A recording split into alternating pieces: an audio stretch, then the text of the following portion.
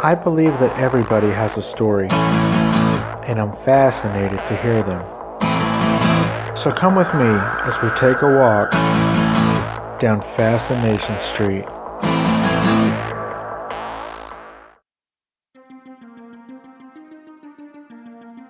Do you guys ever feel a prolonged lack of energy? Sometimes I do, and that means I'm not getting enough B12. What is B12? Well, B12 doesn't give you energy, but what it does is help your body convert food into energy by helping your body to produce more red blood cells.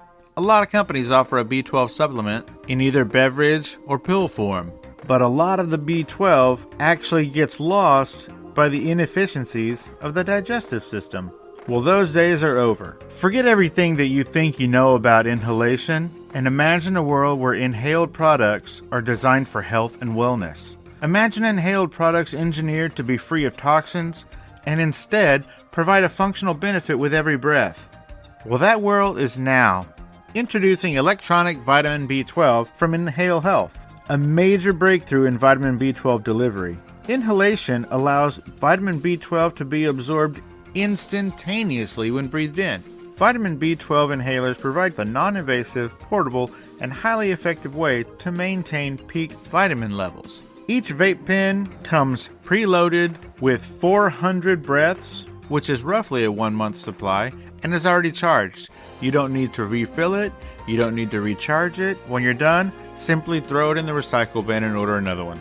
I love this product so much that I actually reached out to the company and asked them to sponsor my show. And they agreed. So here's what they're going to do. Every one of my listeners who goes to inhalehealth.com and orders any of their 7 different vape pen products is going to get a 10% discount plus free shipping when you put in the promo code FSP as in Fascination Street Podcast. So there it is, guys. That's inhalehealth.com, 10% off any of their 7 products, free shipping. Promo code FSP. So give it a shot. You'll be glad you did. And hey guys, you're welcome. Hi everybody, this is Steve Owens from Fascination Street Podcast. I really appreciate your listening to the show. I'm having a lot of fun getting to talk to some really fascinating people, and I want to continue doing this, but I need your help. I need you to subscribe and tell people about the show. But the biggest thing you can do to help me is to rate and review the show on iTunes or wherever you listen through.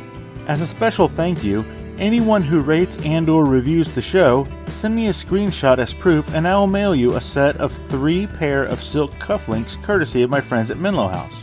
You can send it via Twitter to @FascinationSTPD, via Instagram to FascinationStreetPod, or email me at FascinationStreetPod@gmail.com. I really appreciate all of you for listening and for helping. Thank you so much. Now let's get to this week's guest. Welcome back, guys.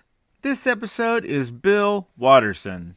Bill Watterson is the director and co-writer of the hit movie Dave Made a Maze. Bill is also a former co-host of the Nooner podcast on the Smodcast Internet Radio Network. In this episode, we talk about LA traffic, which is god-awful. We talk about his new relationship, projects on the horizon. Of course, we talk a lot about Dave Made a Maze and some of the awards that it's received, as well as how this movie has changed his life. This episode was recorded on the rooftop at Bill's place, so there is some sirens and maybe a helicopter or two, but I think I got most of that out. Enjoy, guys.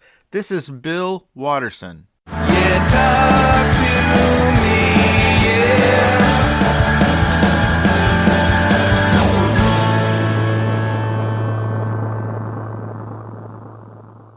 Bill Watterson, thank you so much. Oh, it's an honor. I appreciate your time. Of course. Sorry about the commute. Look, I respect that y'all all live here, but I would have fucking moved a long time ago. Take the train. Take the train. No one listens to me. Take the train. I don't know where the fucking train is. It's 2 blocks away. It's really? It's 2 blocks away from what, here? Yeah. Well, where is it at? Gets you into Burbank. It goes to Burbank. I don't know the exact stop, but... See? You're no help. Well, if you're Ubering, take the train to the Burbank stop and Uber. Just kidding. Uber 5 blocks instead of... You know, everybody relies so much on GPS that they don't actually know their way around the city anymore, and they don't... Isn't that what Waze is for? Yeah. Yeah, but it's not... I don't find Waze effective. I know some people love it. Right? It is, but it also... I kept finding that it would suggest I turn left on a 4-lane track. It's like, you can't do that. Really? You know? So I just stopped using it But I also, like maybe I lived you're here on for a while before. Are you like maybe on a ramp and it thinks you're under, so you can turn left? Maybe? No, or? it just doesn't factor in how impossible it is to make left turns sometimes. Nice. We don't really have Waze in San Antonio. Oh, because really? it's so heavily user-based, and nobody fucking uses it in San Antonio, so... Right. I mean, it doesn't Yeah, really but work. it's just no one actually knows how to get anywhere anymore. I was a PA when I first moved here, so I was That is a constantly on runs, having a production production assistant. Yeah, it's like the lowest level gig. Well, I guess the lowest level paid gig. You could be an intern, I suppose. But Yeah. you do a lot of runs, which are a lot of just driving all over town, picking stuff up. And I got a really good sense of north, south, east, west, how to get where at a certain hour, that kind of thing. And I had a much better sense of my way around the city. You want to know my favorite run as a PA? I do.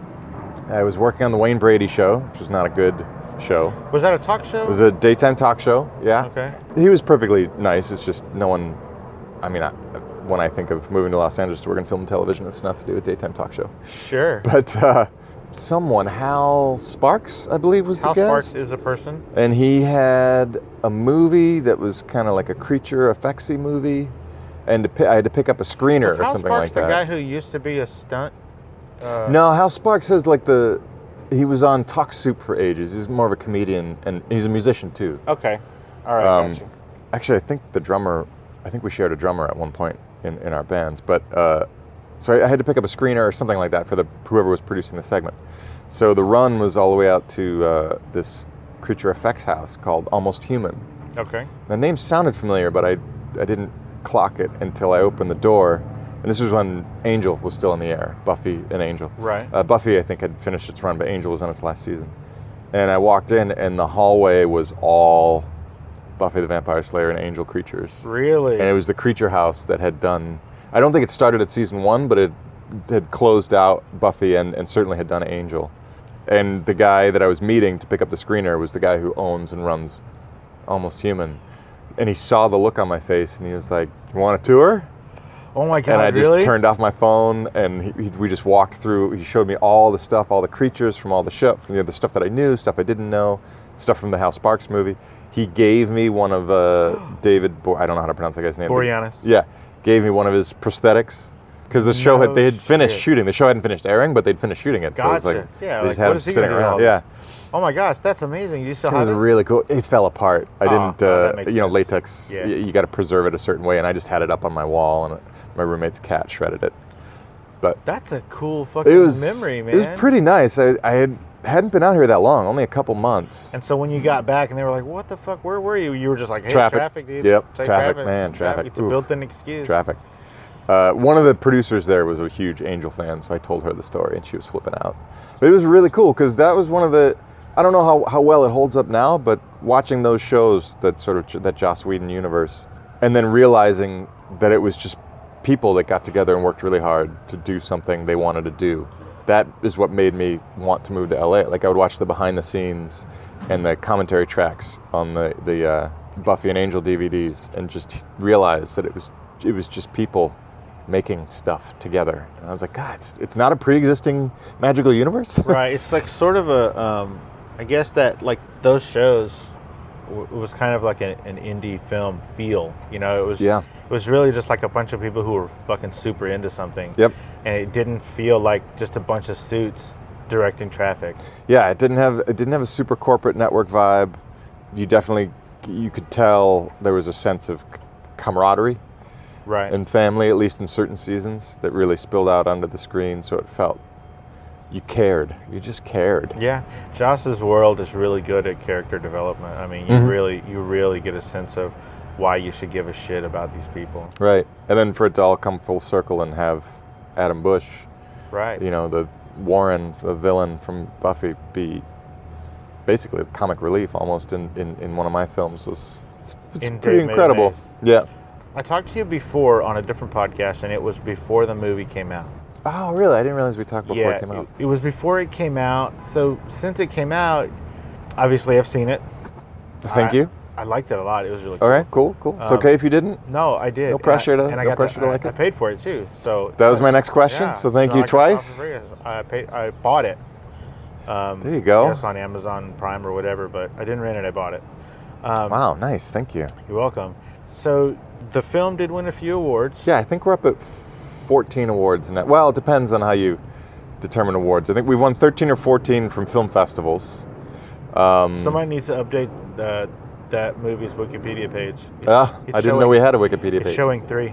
Oh, wow. Okay. All 1, but it's just showing 3. Now, between audience awards, 1 production design award, and some jury prizes, we're 13 or 14 on the film festival circuit. But we ended up on a bunch of best of 2017 lists. Oh, good. Which is great. And we just got so. like a modern horror, I think it's called, just gave us yesterday. We did a piece and we were best horror comedy of 2017. That's awesome. Good. So more accolades, certainly more accolades than I think any of us ever expected.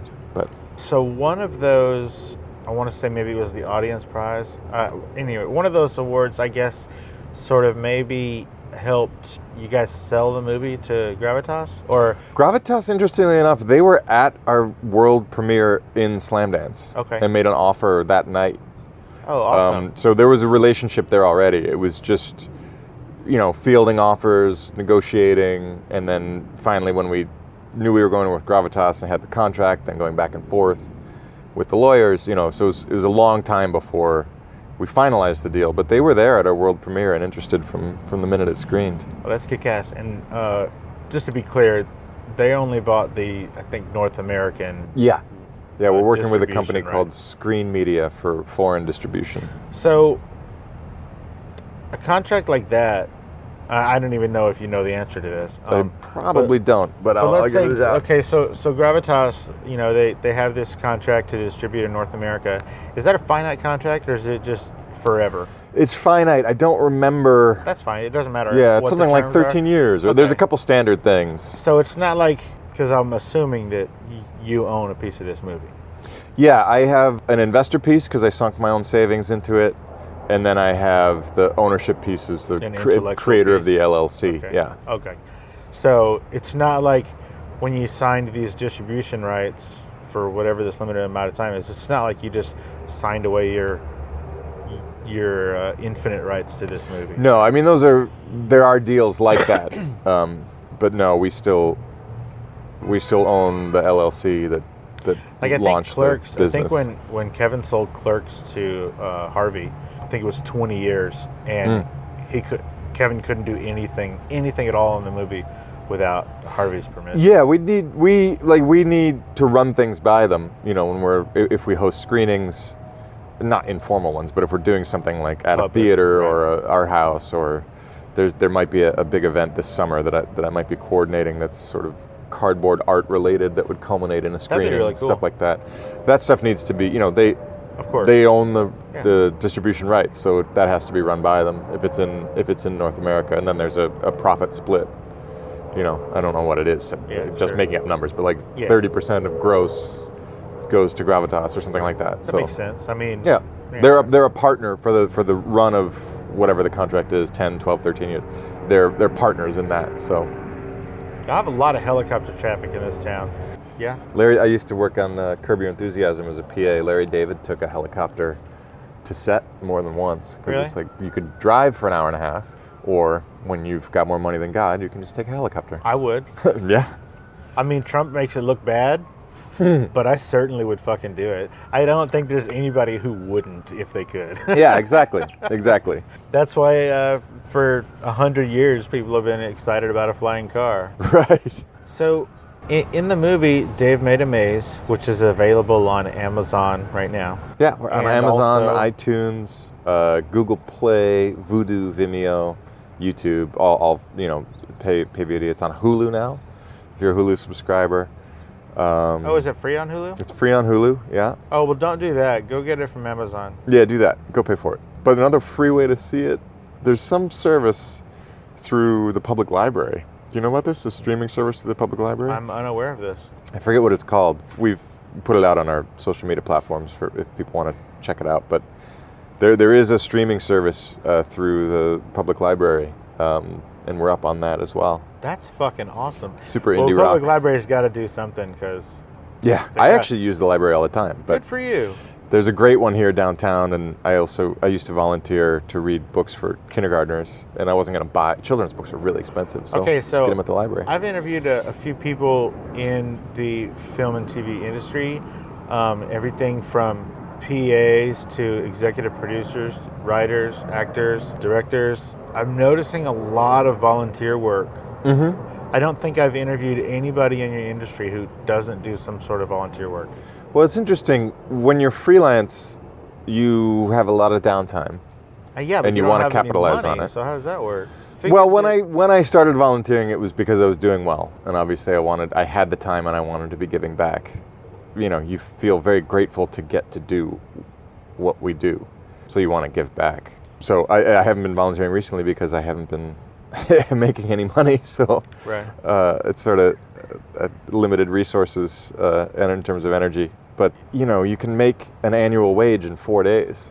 And you're like, well, what do I do with the other 360 Right. days of heat? You know, and it's really good. Selfishly, it's really good to have structure when you're freelance. You just tend to be.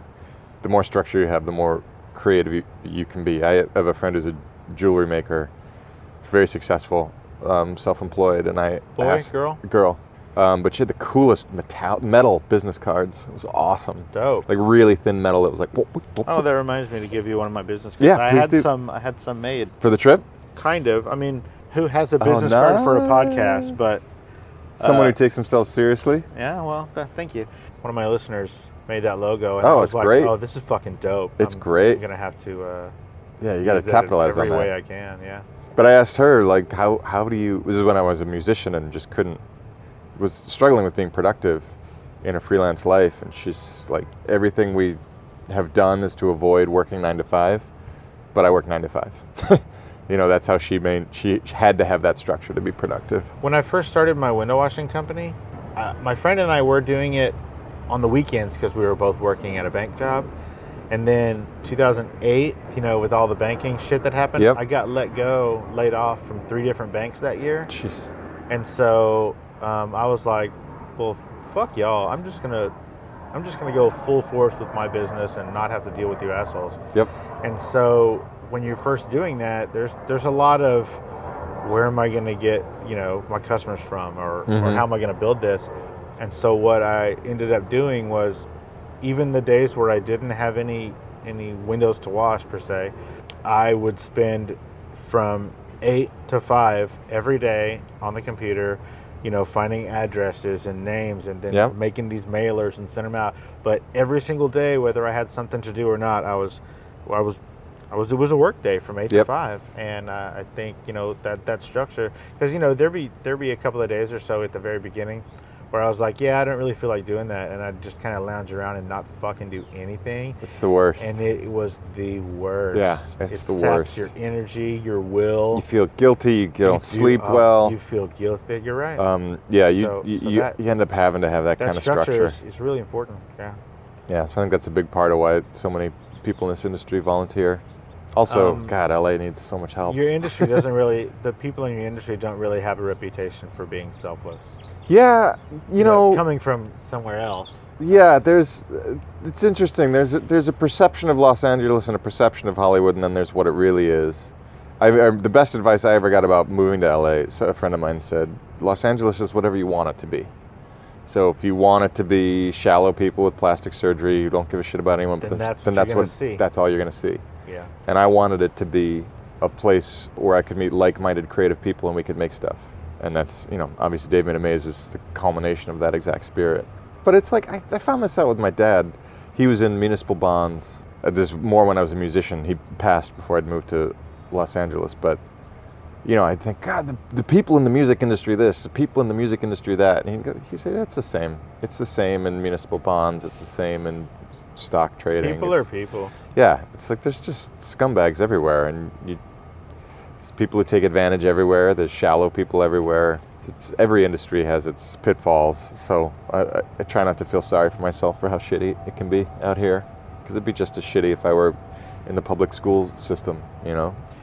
Politics are just as bad. Some people, because you don't get there very much, but you used to be a pretty regular feature on the Nooner podcast. Yeah, I did get to go a couple weeks ago. And they open door. There's no Oh yeah, animosity or anything. I've been on it. Last time I was here, they had me on. Oh, nice. A bunch of super cool people. Yeah, it just hasn't. I don't know. Maybe I should be doing Nooner and reading to the kids again, but I've been trying to write full time, and it just feels like I don't feel as bottomless as I used to in terms of energy and where and how to spend my time. So I've just closed the ranks a little bit. Where I was going with that is that when you were on that show, you sort of developed a reputation with the co-hosts and kind of the fans of being a super angry dude. Yeah. And I'm not really getting that from our conversation here, man. Well, you benefited from the fact that my brother called to check in on me this morning, and I screamed my head off for 20 minutes. Your brother from the Happy Dog? Yeah. It's called the Happy Dog. Yeah, right? yeah, in Cleveland. He was just calling to check in, and I happen to have had a night of insomnia because things aren't going that well right now. And I sort of let it all loose on him so that you don't have to hear it. Yay. Thanks, brother. But yeah, I'm angry all the time. There's so much to be angry about, but I'm trying not to. Well, I just mean like Let that in be our conversation so far, my gear. You've sort of presented this through line of thoughtful hopefulness. Like you were saying, I mean, you could have easily just shit on LA right now when I was like, oh, you guys have a reputation of being shit. But you didn't. You were like, well, people see what they want to see, and that's not really what I want to see. And, you know, this volunteering, and it sounds like you're in a good place. Now, again, you said, I'm benefiting from this phone call you had with your brother. Yeah, so. It's interesting. I mean, part of the anger on the Nooner podcast is the humor of it. It's the yin and yang of Marty's so sweet, and then I say something super angry, everybody laughs, people laugh, go where the laugh is, ramp up the anger. Part of it is like, the comedic sort of interplay. I'm of two minds. Like, I'm incredibly proud of what I've done. Even as a musician, as an actor, as a writer, I haven't heard any of your music. As a director, the things that I've seen you in and the things that I've seen you do, you should be proud. I thank you. I am, and I know I've done things that people dream about and don't ever do, and I've done them. The flip side of that is, it's always been a struggle. I've never sort of had that moment of feeling like this is what I do and I'm well compensated. It's always been battling for that next opportunity. Dave Made a Maze cost me a lot of money, continues to cost me a lot of time in promotion and paperwork, trying to stay on top of things. It has not broken even. It has not led to another directing job. It has not none of the awards have led to any sort of financial compensation. So I'm just writing full time on spec, which means you're writing for free, which I thought having won multiple awards for a feature film, which is an extremely difficult thing to pull off, let alone one that was uniquely visual and so driven by production design and practical effects. I thought that meant, okay, now I'm working, And they pay people $10,000, $20,000 a day to direct commercials, and I haven't been paid. I went almost all of 2017 without making a single dollar, which is brutal. I'm not in a position where I could afford that. Yeah, no, I'm in trouble. I mean, this is just full disclosure. Like, if people, I'll cut out whatever you want. No. I don't mind people knowing the reality of it. It's interesting because I got like film students reaching out on Twitter, wanting advice and everything, and it's like, I don't know what to tell you, man. I'm 44 years old and I'm in so much debt that I find it really hard to sleep at night. And I'm not attached to another project. I don't have another movie coming out. I directed Dave Made a Maze in 2015. It wasn't finished until the end of 2016, but I'm not working. I've got agents and managers at the biggest agencies in the world. I'm not working. No one's paying me. Everyone still expects me to work for free. And when I'm talking to people for advice, their advice is keep writing, keep shooting, as if I have the resources to do that, So it's tough. I am really frustrated. I'm really disappointed. I would have thought at this point in my life, with all of these things that I'm so proud of, and the relationships that I'm so proud of, and the amount of people that I've helped and found work for and connected to other people who got them jobs, the number of actors I got paid work for the first time in their careers. I would have thought I'd be making a living at this point. I've proven, certainly to myself and to anyone who's paying attention, that I can do the work. So I'm at a bit of a loss. Sometimes the anger comes from that. Sometimes it comes from being an idealist in a world that sucks. Yes, this is the last few years have not been kind. Ugly. It's ugly. I don't want to live in this country. I don't feel connected to people. I don't understand the corporate culture that's bled its way through absolutely every aspect of being alive today. I don't, and you get to a certain age, you're like, man, I don't even know what's fun anymore. I can't go to a bar and drink beer anymore. I'm too old. It hurts my head, hurts my stomach. I watch a movie and I'm like, why aren't I making movies? I try to listen to music. I'm like, why couldn't I be in a band? I tried so hard. It's like, it's hard not to be bitter. But I also know that you're not going to get anywhere. It's hard not to be bitter. It's easy to be negative. And I'm not going to accomplish anything from a place of negativity. Sometimes I got to blow off steam. I was lucky enough to blow it off this morning before we met. But that's why I go to the gym. That's why I listen to punk rock, because I'm fucking angry. Look at the way people treat each other. Look at the imminent death of the planet. I'm fucking angry. Yeah, but, to go back to your dad, kind of what you want to see, right? Can't you just look at other things, man? Yeah. I mean, that's the effort. That's the daily effort. I don't always succeed, and sometimes also there's a brand of positivity, particularly in Los Angeles, but I think across the boards, that is denial and living with blinders on, and that doesn't appeal to me. Like, how do I find that place of positivity that's I'm paying attention, but not letting what I'm seeing take me to just a furious place? It's tough. I mean, it's also, no one told me to move to Los Angeles, so I can't feel sorry for myself that I happen to be creatively driven. There's other jobs. Well, don't get disheartened. It hasn't led to anything. I felt like there were some things on the horizon the last time we spoke. It's led to, I have agents and managers, which I didn't when I made the movie. It's led to meetings with very good companies, production companies, in film and television. People who, the film is a great litmus test for that. Like, in 5 minutes, you're going to be like, oh, this is cool, or this is a stupid movie that I don't want to watch. So the people for whom it's cool are the ones who are bringing me in their offices and, asking me about what other ideas I've got and what other scripts I've written. And, those are good relationships. And it's a relationship-based industry. I haven't walked out of a meeting without people saying, awesome to meet you, I hope we can find a project. Just haven't found a project. Yeah. Some of the practical effects in that film, pretty dope. There's a particular scene where all of the characters end up in this one room. The perspective room? Yes. That was fucking outstanding. Turned out pretty nice. You have to have a lot of light to shoot a scene like that, because you have to have, I don't know if it's interesting, it's so technical, but the lens, you have to have very deep focus. What's in the foreground has to be in focus, and what's in the background has to be in focus. For something in the background, because you have something small in the foreground that you think is large, and something large in the background that you think is small. So you have to have it all in focus, and in order for the lens to take in all of that sharply, you have to have a ton of light. So it was really, really hot on set. But that was one of the most fun scenes, because it was one of the few scenes we actually got to block.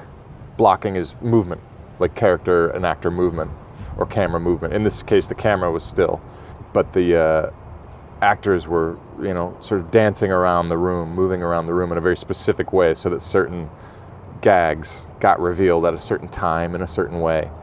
And mostly on the movie, we didn't have time to block any of the scenes. We didn't have time to really rehearse or prepare. We had to kind of shoot on the fly and discover things on the fly. And that's one way to do it. But I really liked having the opportunity, because it was a single take shot, to actually rehearse and find the music of it, find the dance. Do you feel like that was the most hands-on directing that you got to do? Like, you got to play with it the most of all the scenes? Certainly in terms of blocking, yes. In terms of performance, maybe less so, because it's a pretty silent scene. It is a pretty silent scene, yeah. But definitely in terms of blocking and timing. A lot of the other things, you find a lot of timing in your edit sometimes. Sure. Some of the jokes we were able to make pop by the way we cut it versus the way it was performed on the day. But I don't remember having to, we weren't talking much about some of the heavier stuff, the motivations, the what ifs, the whys. That scene really stuck out. That was really funny. I'm under the impression you still have a whole lot of those props somewhere. A lot less than we used to. We had to throw out a lot. Just for storage issues? Storage issues. We don't have any money, so we can't afford a storage space. We had someone who was giving us free storage, but it got hit by rats.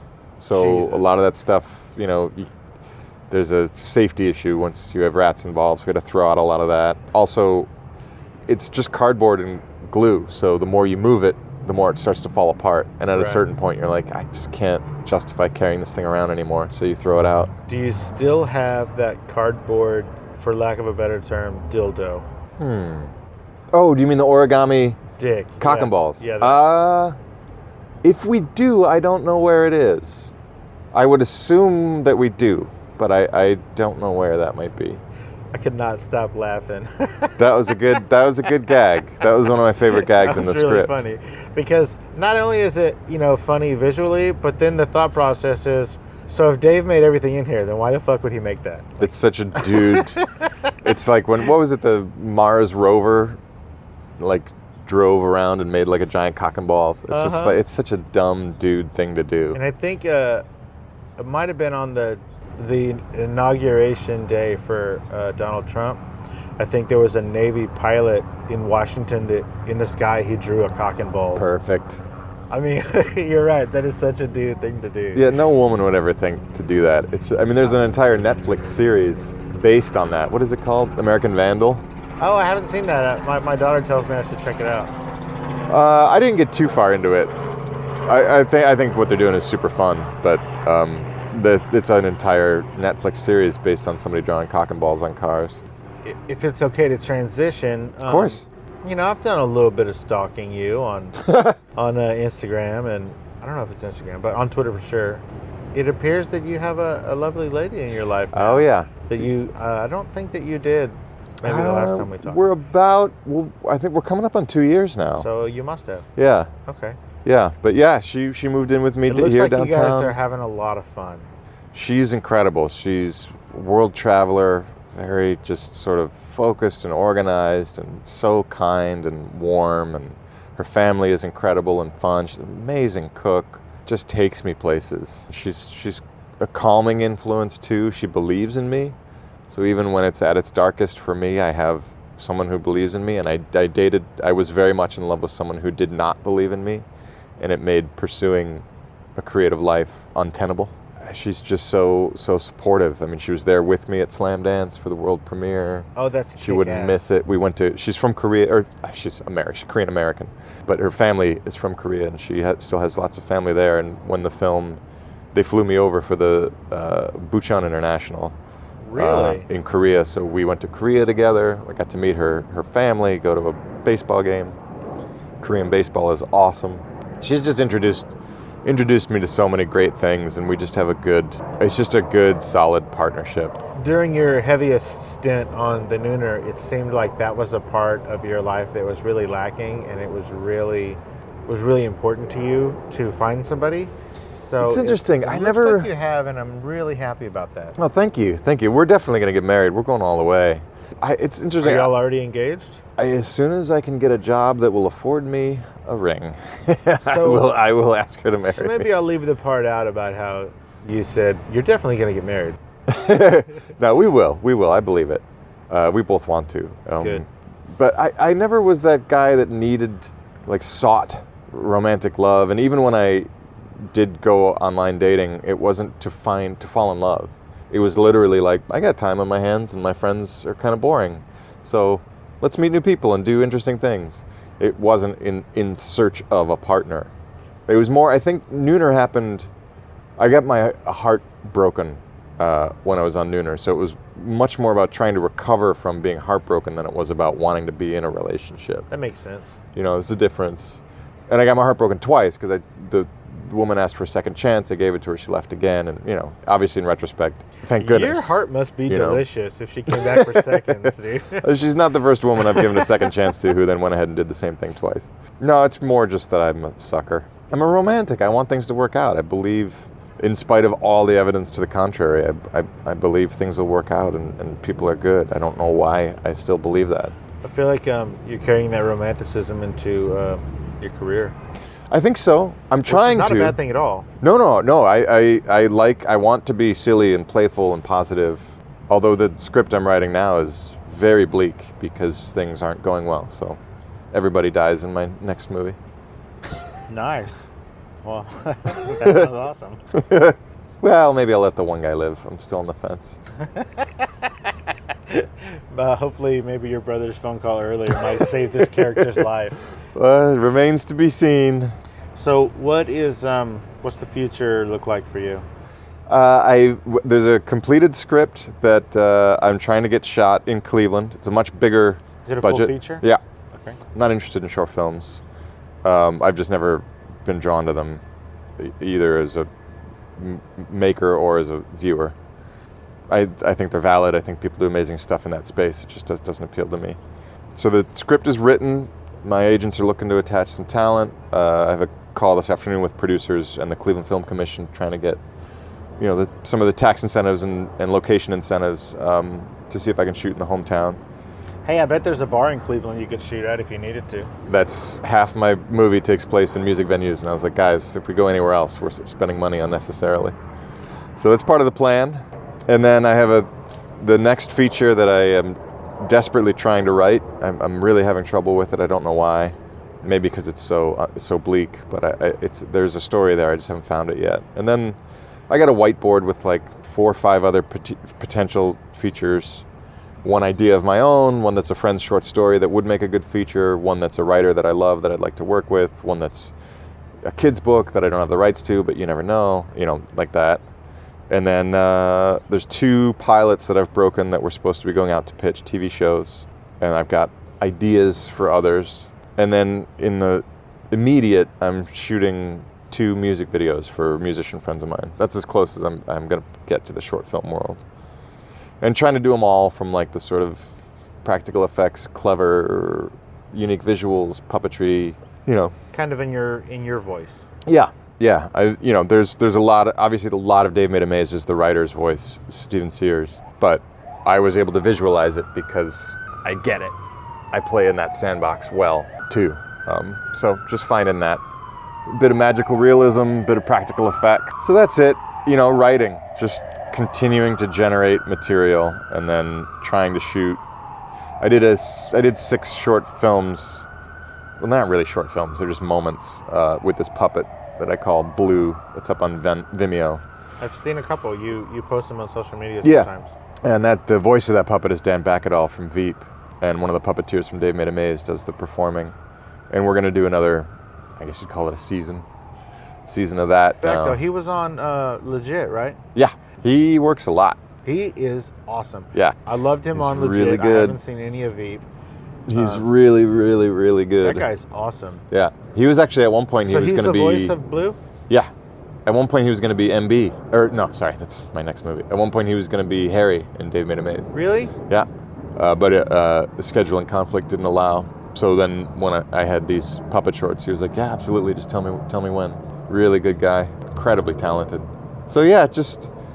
Even though you get this hollow advice to just keep writing, just keep shooting, and you don't have the resources to do either, I kind of feel like I don't have a choice. If there were anything else that I could do in life, I'd be doing it by now, because the mountains have had to climb just to get here, to be broke.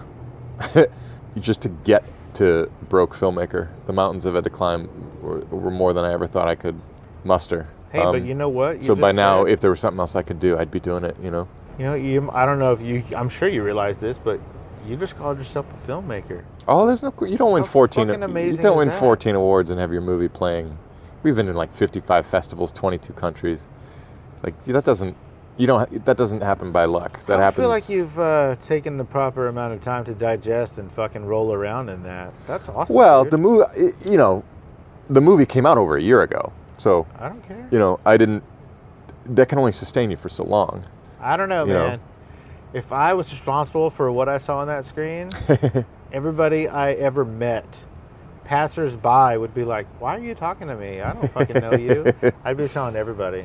That is an outstanding accomplishment. Well, thank you. It's an achievement, but I'm an ambitious guy. I didn't move out to Hollywood to make a movie. Sure. Yeah. Yeah. I've got many, many more stories to tell, and I'm only happy when I'm making.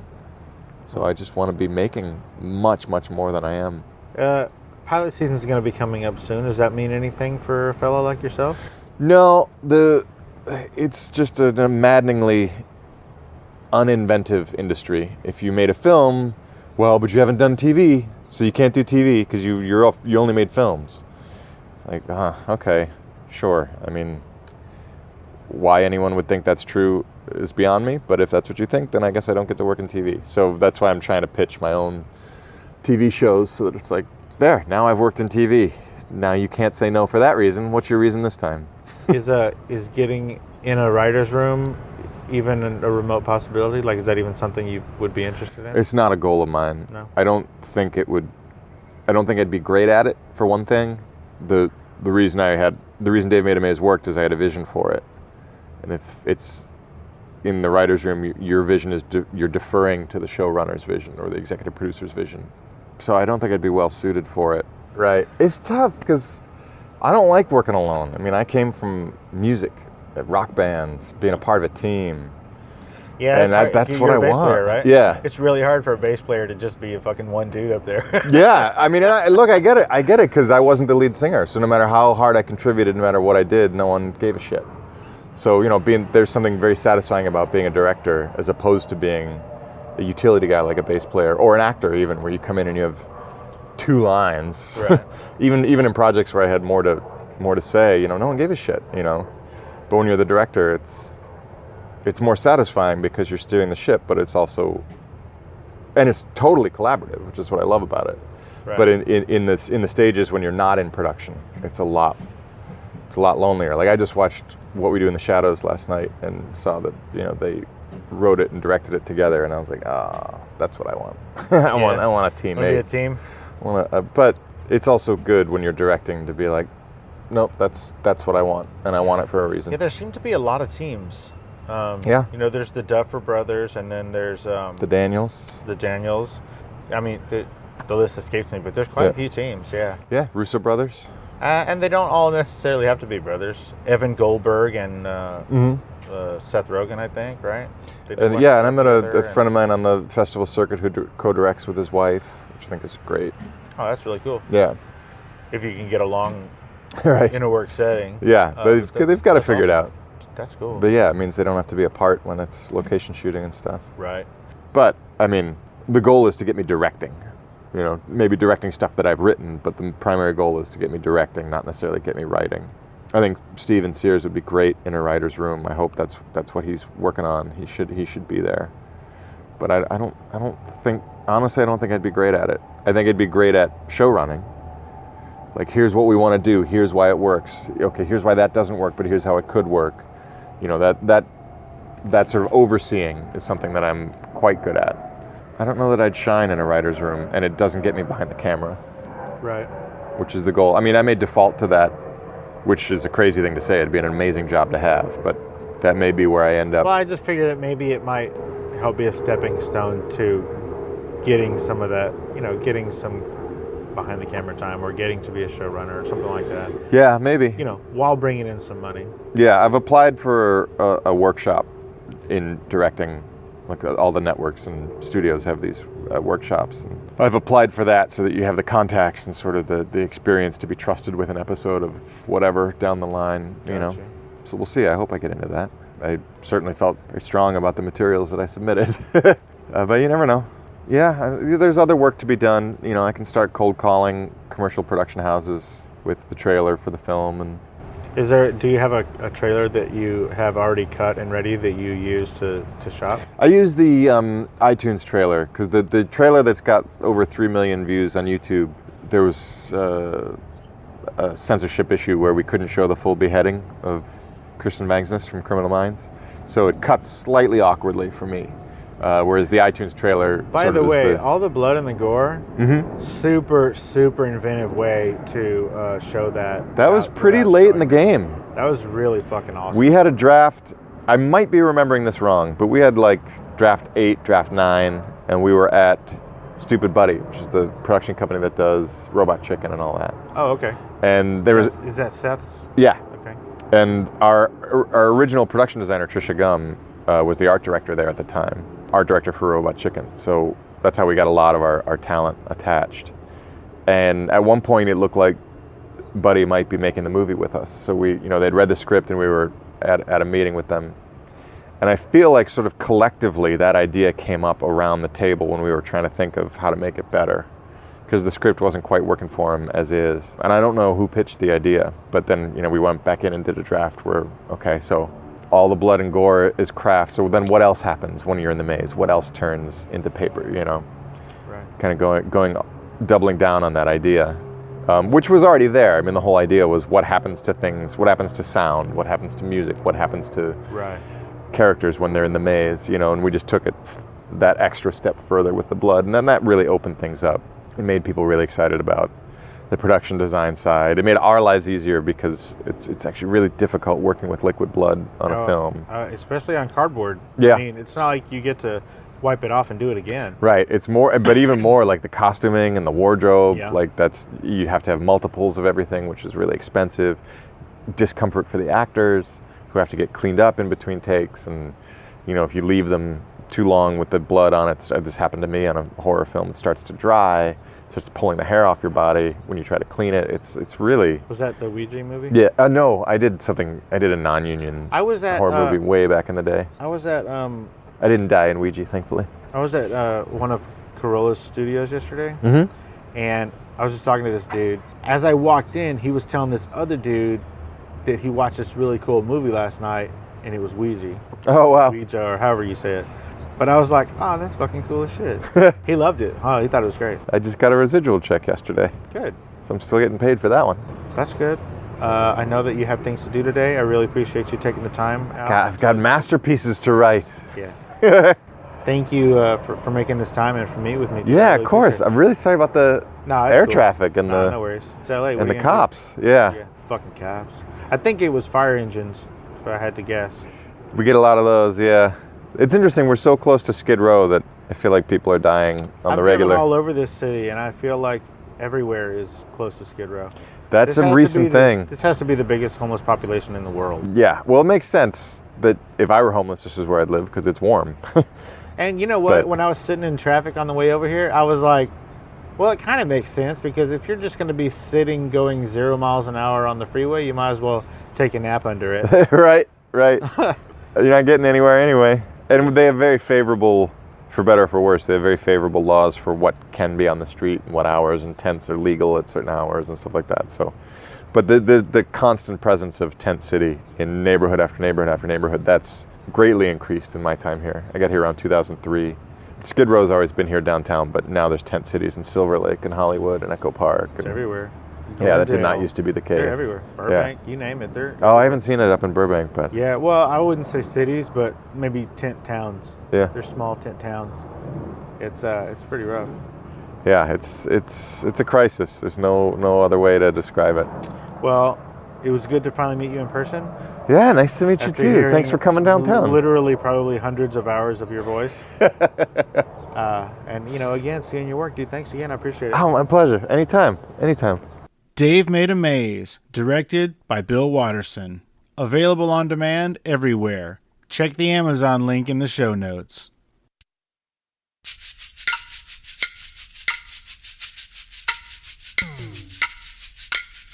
Hey! What the? Hey, baby! Welcome home! What is this? I built a labyrinth. Have you been working on this all weekend? I'm lost. It's cardboard. I know, but it's much bigger on the inside. I'm going into the maze. No! I don't want you to get lost! Okay, just ignore me. Do what you're doing. Put some music over this. It'll be a montage. It'll be awesome.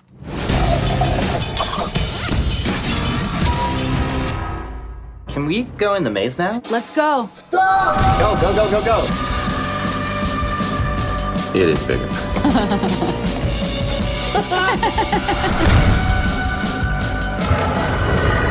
This place is huge.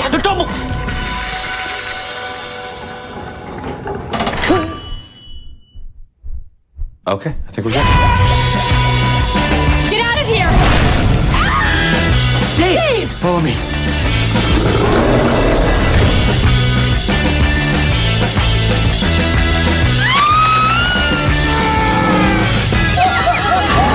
Okay, I can explain it. I can explain everything.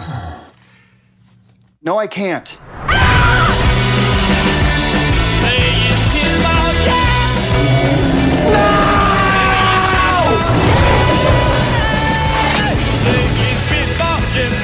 Instead of trying to defeat the maze, we've got to complete the maze. We're not just doing that because it rhymes. Well, then how about instead of trying to diminish it, you guys help me finish it? Oh! Yes! Yes! He's back.